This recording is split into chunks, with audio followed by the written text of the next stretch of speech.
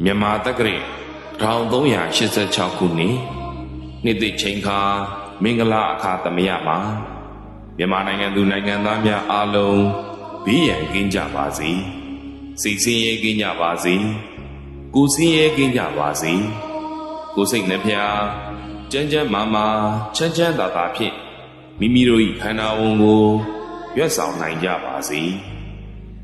ဆင်းရဲဒုက္ခအပေါင်းမှလွတ်မြောက်၍စည်းစိမ်ချမ်းသာများတိုးပွားနိုင်ကြပါစေလူချင်းချင်းနှက်ပတ်ချင်းကင်းရှင်းကြပါစေ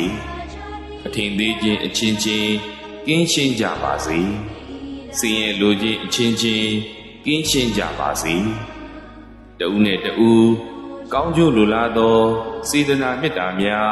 အပြန်အလှန်ထားရှိနိုင်ကြပါစေလောကအကျိုးလူအကျိုးများကိုသေဖို့ဆောင်ရွက်နိုင်ကြပါစေကိုယ်စိတ်ချမ်းသာခြင်း၏အကြောင်းကောင်းမြတ်သောခတ်သိမ်းအုပ်တုံအလုံးစုံသောမင်္ဂလာအပေါင်းတို့ဖြစ်တည်အောင်ကြိုးစားအားထုတ်နိုင်ကြပါစေခတ်သိမ်းကုန်သောလက်မြတ်နှကောင်းနတ်အပေါင်းတို့သည်အမြဲမပြတ်စောင့်ရှောက်နိုင်ကြပါစေယတနာသုံးပါးတို့၏တကုတ်တေဇောမေတ္တာတော်အာနုဘော်တော်တို့ကြောင့်နေရောညင်ပါဘဲခါမပြတ်အခါခတ်သိမ်းကိုယ်စိတ်နှပြငြိမ်းအေးချမ်းသာခြင်း